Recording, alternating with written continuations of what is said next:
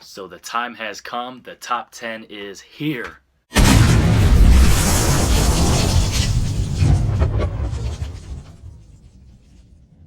I have worked so hard for this list, and I have spent hours and hours and days and months watching movies and doing research and just taking notes and just blood, sweat, and tears. And I finally come up with my top 10 of all time. And I have a part 1 of this video, 11 through 25. You can check that out right there. But top 10, here we go. Come with me if you want to live. I am the Terminator. That's right. At number 10, we have Terminator 2 Judgment Day. I love this movie so much for 2 reasons. First of all, I am a avid working out person, fitness and in the gym life, so Arnold Schwarzenegger is one of my heroes. I love him so much, and in this movie he is awesome. He is a good guy. You see him from Sarah Connor's point of view, and you see that in her eyes, and just everyone is just so great. Even little John Connor, Edward Furlong, it's just like, he's kind of annoying. He's like, but overall he's spectacular. He plays the part great. His growth is just amazing. How he comes from being some punk little kid until the guy who's pretty much rising up against the machine. So that is just awesome. The action is great. It still holds up today. The T-1000 is probably the best villain we have ever seen ever, especially from a sci-fi point of view. And he's just, well, let's get out of here, man. If you don't know, that is my Bill Paxton impersonation. Oh, it was so bad, but he's just so much fun. Just hearing him be so cocky, but also such a wuss at the same time. And he's just fun to see on screen. He's a side character, but he kind of steals the show from a comedic aspect from a movie that's about aliens, and it's real tense and scary and action-packed. So seeing his comedic, fill-ins, that it was also a lot of fun. And then obviously we love Ripley. She is awesome. One of the best female heroes we have. Like I said, in number 10 we have Sarah Connor, and then here we have Ellen Ripley, and she is awesome, kicking some butt. Get away from her, you bitch. So yeah, aliens, so much fun. The reason I have that above Terminator 2 Judgment Day is just because the rewatchability factor is a little higher up in comparison to T2, just because this one's more mindless. You can just watch them fight aliens and just kick butt, whereas there you want to follow the story a little bit and kind of see where they're going to go with the Skynet and the Terminator and the T-1000, all that stuff. So Aliens, number 9. Who's scruffy looking? Yeah, that was Han Solo. Not so great? Nah, it's alright. So, if you didn't guess just from that weak impression, Empire Strikes Back comes in at number 8. I love this movie so much. It is so much fun. The only reason I think it's not higher up is just because, in comparison to The Force Awakens, some of the effects doesn't quite hold up as well. They're amazing for 1980, but when it comes to 2016, when I'm making this, it's not quite up there in the regards of Force Awakens, but overall the story is great. You see Luke's transgression to starting to become a Jedi. You see Han getting it a little bit. Him and Leia just coming together. Chewie, he's hilarious. What was that? And then you finally meet Yoda, and he's just so much fun. And then obviously Darth Vader. Yeah, I'm not going to say his famous line because, there's still like 2 people in the world that haven't seen The Empire Strikes Back, so I don't want to quite give it away as much. But hey, I love this movie so much. No? Let's Randy the Ram Robinson. Mickey Rourke's character in The Wrestler. Growing up, I was one of the biggest wrestling fans of all time. WWF. Coming into WWE was my favorite thing in the entire world. I was one of those kids that's jumping off of the couch, jumping onto my cousin and just beating him up and staying up till 10 watching Raw on Monday nights when my bedtime was 8:30, breaking the rules, whatever. But it was just so much fun. I don't watch it now today, but the nostalgia factor of just seeing them behind the scenes and what they'd go through, cutting their foreheads to see the blood, their interaction with each other, planning out how they're going to go about the matches, who's going to win, how they're going to go about it. The acting that really comes into play, and you appreciate it much more, especially if I'm a true fan. And it's just awesome to watch. Mickey Rourke embraces that character truly. You truly feel that he's heartbroken. He's not willing to give up, but you believe that he might, given how the story comes into play. And it's so intense. It's a strict drama, aside from the few fight scenes that you see in the matches, but you are involved in it entirely, and it is so much fun to watch. And wrestling.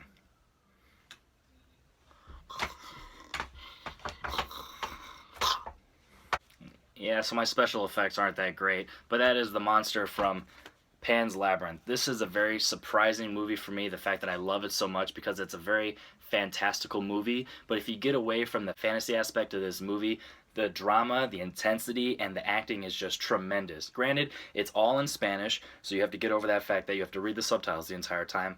But the acting is out of this world. The little girl, she brings her A game. You believe that she emotionally is just distant from the world and that she's just believing in her fantasy, her fairy tales, her books. But then when she comes across the fawn, you just believe their interactions, the fact that she's not creeped out at all, because that could have been a gripe for this movie. It's like, oh, she doesn't go crazy about it, but she believes in fairy tales. She's like, okay, I'm down for this, because you see early in the scene, in the very beginning of the movies, you see her come across one of the fairies, and you're like, she buys it instantly. So when she actually does meet him, you're like, she pretty much knew that that was coming along all the time. And let me just say, probably the most underrated villain of all time, and that's Captain Vidal. He is intense. You just believe he's gonna kill you or anyone at any moment with no remorse at all. He's just gonna shoot you down, and he's just here for the war, and he's just ready to kill all and lead. And you get where he's coming from. It's how you become a great villain, is you understand their backstory and where they're coming from and their beliefs. And he just that's a true example right there. So I feel that is a very underrated villain, and it's just so much fun to watch. There's action with the war part of the movie. There's drama with the family part of the movie, of the little girl, the mother who's pregnant, and then the captain. And then you have the fantasy part of the movie with the fawn, the fairies, the little girl inside the labyrinth, and then going around doing all the things that they're testing her to do. I don't really want to get into it too much because I don't want to spoil it, but there's a test and you have to kind of go along with her, and then you meet that guy, and that is so creepy. I read something that Stephen King himself did one of these when he saw that guy chasing the little girl, and it's just wow. Pan's Labyrinth, if you've not seen it, 2 hours of reading, but get over it. It is amazing.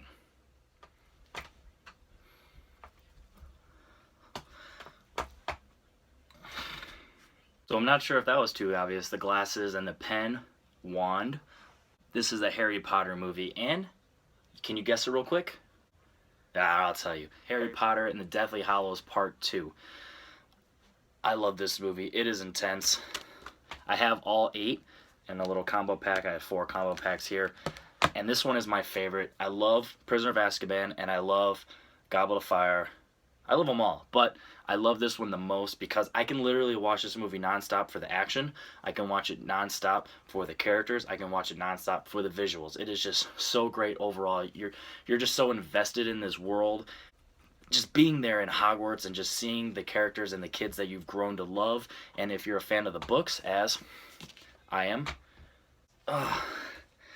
there's times in this movie where I'll just cry just for no reason. For example, Professor McGonagall, she I can't remember the exact line, but she says, "I've always wanted to say that." And just seeing her joy, just saying with all that heart and the passion, it's just like,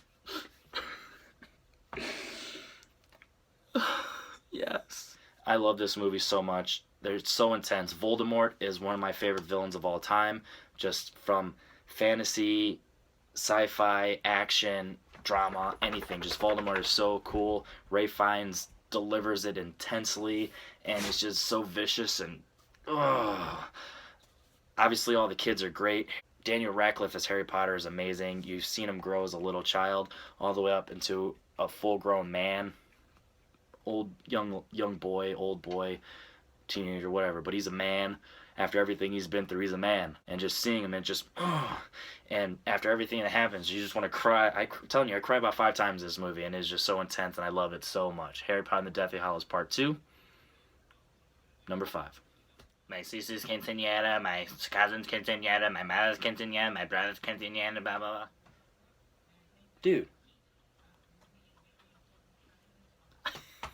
Terrible impressions. That was, I don't know what, I just wanted to say that, I guess. I don't know if you're not familiar, which 99.99999% of you probably will never guess that without me telling you.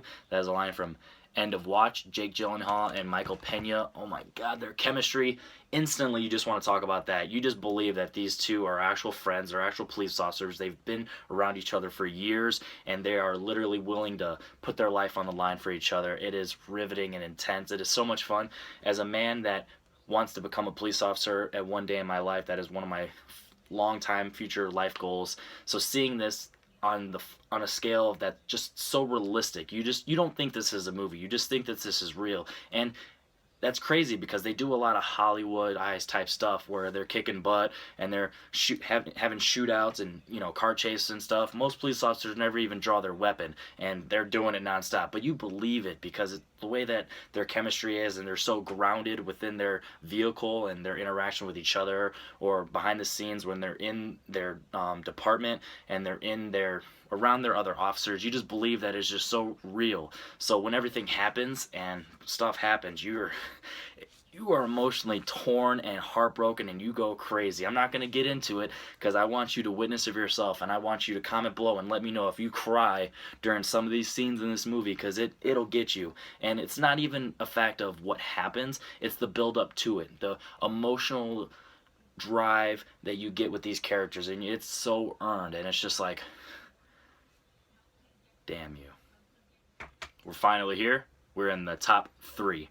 And once again, I am kind of angry that the stars didn't align and this number movie doesn't align with the number within its name. But I'll get over it because it's high on my list for a reason. Oh, what's in the box? Oh, what's in the box? Ah. That is all I'm going to say about that scene, because I will never spoil that for anyone who's never seen this, because it is mind-blowing. Alright, let's get into it. I am talking about 7. So as I said, it's kind of saddening for me that it's number 3. Not because I don't want it to be high on this list, just because, you know, I'm weird like that, where 7 should be number 7, but whatever. All of that aside, I love this movie so much. It is very realistic. A conversation that I really appreciate in this movie, you hear the two characters, Morgan Freeman and Brad Pitt, talk about how they've never drawn their weapons, or hardly drawn their weapons, you know, 1 or 2 times. And that's the realism of this movie, where it's just like, you have a guy committing murders for this deadly sins. So already that's a story, or very rare. But then you come down to the realistic aspect of the police work and the police lifestyle, where they never draw their weapons, or it's not a gun shootout all the time, and it's, you know, Brad Pitt's characters come to this city, which they don't mention because they want to keep the creepiness and all that stuff alive in this movie. So he wants to come to this city because he wants to make a difference. He wants to do all this hoorah and stuff. So he's like the guy. He's trying to just get in there and just get his face in there. And then you have Morgan Freeman's character, where he's about to retire. So he's just, whatever, it's my last week. But then he's a cop.